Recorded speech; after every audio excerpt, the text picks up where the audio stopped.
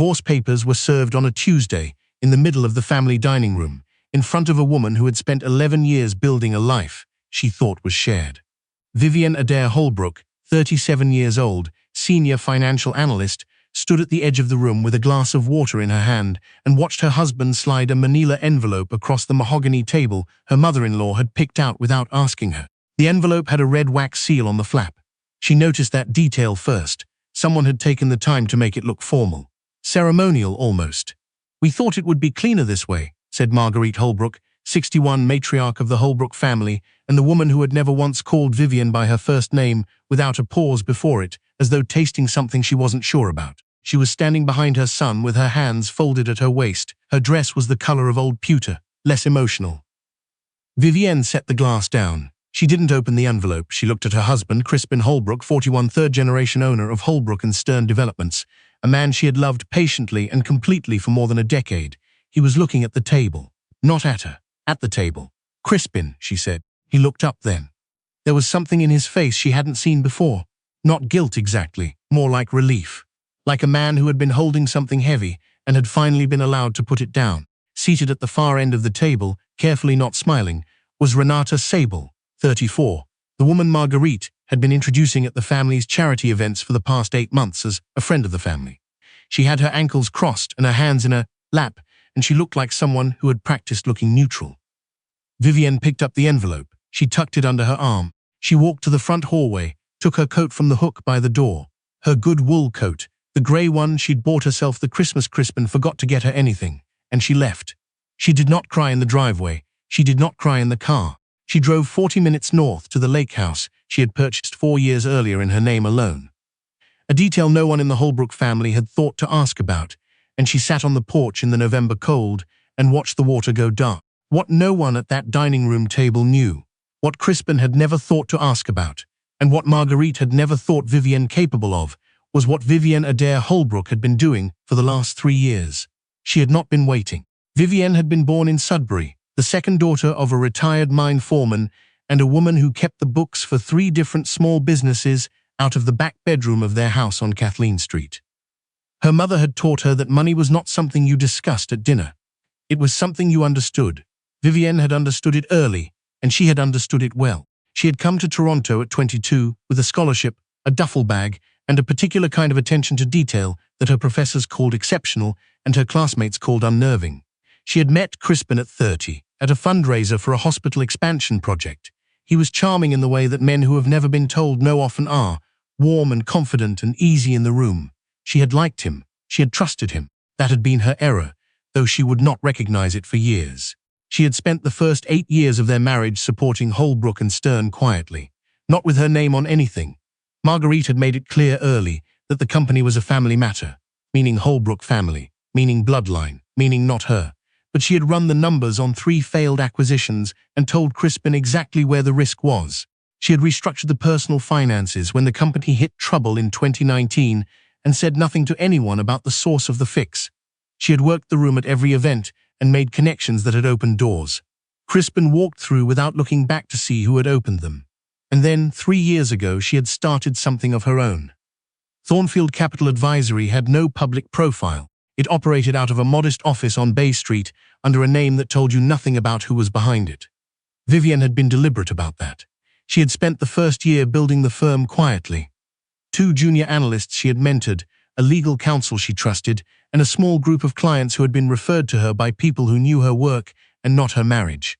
The second year, Thornfield had turned profitable. The third year, Vivienne had begun looking at distressed real estate development companies. She had been looking at one in particular for almost 18 months. Holbrook and Stern had been losing money slowly and then all at once. The commercial real estate market had shifted, the company had 3 over-leveraged projects in the outer GTA, and Crispin had made 2 acquisitions on instinct that had not performed. The debt was not catastrophic yet, but it was heading somewhere Vivienne recognized. She had watched it happen. She had mentioned it twice in quiet conversations that Crispin had brushed aside with the ease of a man who doesn't believe the person warning him can see further than he can. By October, Holbrook and Stern was in a position where it needed outside capital or a buyer. By November, Thornfield Capital Advisory had made a discreet and serious offer. Vivienne signed the divorce papers on a Thursday morning at her kitchen table at the lake house. Beside a cup of coffee, she made herself in the quiet that had begun to feel less like absence and more like space. Her lawyer had reviewed everything. The settlement was fair on its face. Crispin had not asked about Thornfield. No one had. She sent the papers back by courier and did not call. The first call came from Crispin's business manager 6 weeks later, a man named Patrick, who had always been polite to Vivienne at Christmas parties, and who now had a very different tone in his voice. "There's a firm called Thornfield," he said. "They've made an offer on the portfolio assets. We're trying to find out who's behind it." "I'm sure you'll figure it out," Vivienne said. She hung up. She made another cup of coffee. She looked out at the lake, which was beginning to freeze at the edges, and she thought about her mother sitting at the desk in the back bedroom, balancing books under a lamp that hummed faintly when it got too warm. The second call came from Crispin himself, 2 weeks after that. He had figured it out. She let it go to voicemail. She listened to the message once, standing in her kitchen in her coat because she had just come in from a walk and hadn't taken it off yet. He sounded like a man who had just understood a long sentence he had started reading 3 years ago. His voice was careful in the way that voices get, when the person speaking them is trying not to show that their hands are shaking. She did not call back. The meeting had been set for a Monday in January, at the Holbrook & Stern offices on King Street West, on the 14th floor, where the boardroom had a view of the lake on clear days. Vivienne had been in that boardroom 12 times in 11 years, always as a spouse, always slightly to the side of the actual conversation. She arrived at 8:57 in a coat she had bought herself in October, charcoal with wide lapels, the kind of coat that made a room pay attention before you opened your mouth. Her legal counsel, a woman named Frederica Osi, who had been practicing corporate law for 19 years, and who had the particular manner of someone who found drama professionally inconvenient, walked beside her. The receptionist, young, new, someone Vivienne didn't recognize, looked up when they came through the glass doors. "Can I help you?" "Vivienne Holbrook," she said. "Thornfield Capital. We have a 9 o'clock." There was a pause of the kind that happens when something doesn't fit the category a person has prepared for. The receptionist looked at her screen, then looked up again. "Of course," she said. "I'll let them know you're here." Marguerite was already in the boardroom. Vivienne could see her through the glass partition as they were walked down the hall, the same pewter posture, the same folded hands, the same expression of a woman who has decided in advance how a room will go. Crispin was beside her, and beside him was Patrick, and across the table were 2 men from the bank who looked like they had been awake since 5. Renata Sable was not there. Vivienne noted this and set it aside. Frederica opened the boardroom door. Marguerite looked up. Her expression moved through 3 things in fast succession: surprise, recalibration, and then a careful blankness that Vivienne recognized as the woman's version of composure. "Vivienne," Marguerite said. The pause was there as always, but this time it was a different kind of pause. "Marguerite," Vivienne said. She took the chair at the head of the table, the chair she had watched Crispin's father occupy in photographs on the wall outside, the chair she had never been offered, and she set her folder down. The room was quiet in the way that rooms get when the people in them are rapidly revising their understanding of what is happening. Crispin was looking at her, not at the table, at her. "By what authority?" Marguerite began, her voice carrying the precise weight of a woman who has used authority as a language for 60 years. "Are you sitting there?" Vivienne opened her folder. She looked up at her mother-in-law with an expression she had been composing for 11 years without knowing it. "Ownership," she said. The details of what followed were not simple, and Vivienne had not needed them to be dramatic. She had needed them to be correct. Every clause in the acquisition agreement had been reviewed 4 times. The offer from Thornfield was structured to assume the debt on 2 of the 3 over-leveraged projects and restructure the third, which gave the bank exactly the exit they needed and gave Holbrook & Stern's creditors a viable outcome. It was a good deal. It had always been a good deal. Vivienne had made it a good deal deliberately because she was not trying to destroy the company. She was trying to demonstrate that she had always understood it better than the people who had told her it was not her business to understand. There was a period during which Crispin said nothing at all. Patrick began to ask questions about the structure of Thornfield, about when it had been established, about the source of capital, and Frederica answered each one with the efficient patience of someone who has anticipated every question and finds them no more threatening than light rain.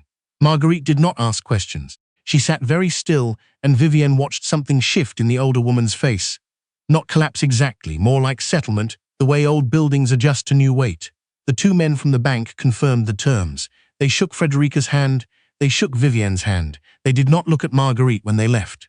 After the room had cleared, Crispin stayed. Patrick had stepped out to take a call. It was just the two of them in the boardroom with the view of the lake, which on this January morning was frozen solid and white under a flat grey sky. "When did you?" Crispin started. 3 years ago, Vivian said. She was closing her folder.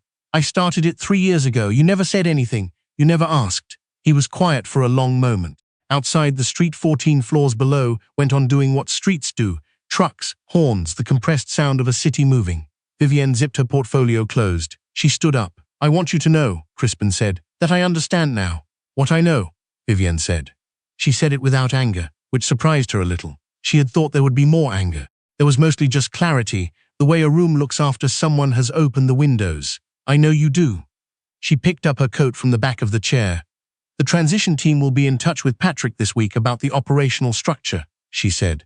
"Everything is straightforward. The staff will keep their jobs. That was a condition I built in at the start." Crispin looked at her with an expression she had not seen on him before in 11 years. It was not regret exactly. It was something more complicated, the expression of a man who has just understood not only what he lost, but that he was never in the most important sense the one holding it. Vivienne put on her coat, the grey one, the good one. "Take care of yourself, Crispin," she said. She left the way she always left, through the front, without looking back. The rebranding took 4 months. The sign above the King Street office was replaced to Thursday afternoon in April, the kind of day Toronto does in spring that makes you forgive it for the winter, cold in the shade, bright in the sun, the smell of the lake coming up on the wind off the water. The new sign read, Thornfield Holbrook Developments. Vivienne had kept Holbrook in the name. Her legal counsel had raised an eyebrow at this. "Why?" Frederica had asked. "Because I built half of what that name is worth," Vivienne said, "and I'm not in the business of pretending otherwise." She was standing on the sidewalk looking up at the sign when her phone rang. It was her mother, calling from Sudbury as she did every Thursday around 4. "How did it go today?" her mother asked. "Fine," Vivienne said. She was still looking at the sign. Her name wasn't on it, not yet, not that version, but the work was, and she had learned early from a woman who kept 3 sets of books in a back bedroom that the work was what mattered. "Are you warm enough?" her mother asked. Vivienne smiled. She turned up her collar against the April wind off the lake. "Yes," she said, "I'm warm enough." She walked back to her car, a woman who had been underestimated so quietly and for so long that the people who had done it had mistaken her patience for absence. They had looked at her and seen someone waiting. They had not understood that she had already arrived.